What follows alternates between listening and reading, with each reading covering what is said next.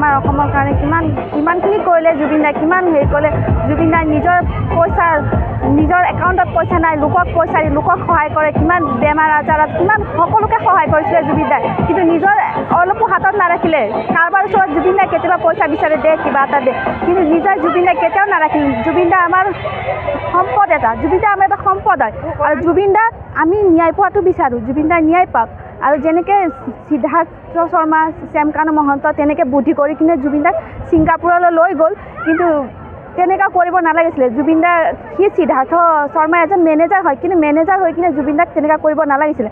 গতিকে আমি মানে এইটোৱে বিচাৰোঁ, হেমন্ত বিশ্ব ডাঙৰীয়াৰ ওচৰত এইটোৱে আমাৰ মানে প্ৰাৰ্থনা, অনুৰোধ, ৰিকুৱেষ্ট কৰিছোঁ যাতে জুবিন দাই ন্যায় পাওক। আমি ন্যায় পোৱাটোৱে বিচাৰোঁ জুবিন দাই, সেইটোৱে আমাৰ মানে হেমন্ত বিশ্ব শৰ্মা ডাঙৰীয়াৰ ওচৰত অনুৰোধ মানে, আৰু চবেই মানে গোটেই ৰাইজ লাগি আছে জুবিন দাই ন্যায় পোৱাটো। গতিকে সেইটো যাতে আমাৰ আশাটো পূৰণ কৰি দিয়ে মানে।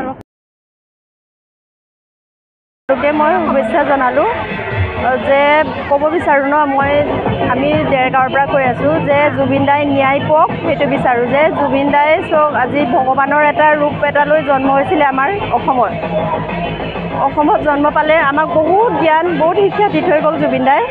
আৰু এইটো ক'ব বিচাৰোঁ যে জুবিন দাই চব এতিয়া কিমান ডাঙৰ হেৰিবিলাকত তেওঁ অবিলাসী জীৱনটো তেওঁ কেতিয়াও নকটালে।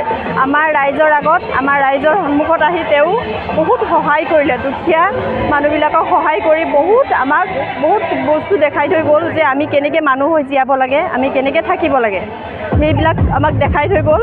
জুবিন দা আমাৰ ভগৱান ৰূপত অসমত আহিছিলে, আৰু আমাৰ কাৰণে এইটোৱে বহুত। আৰু জুবিন দাই বাৰে বাৰে কৈছোঁ যে জুবিন দাই ন্যায় পাওক, দুখীবিলাকে শাস্তি পাওক, সেইটোৱে মোৰ। ৰ'ব এক ছেকেণ্ড, কি বুলি ক'ম?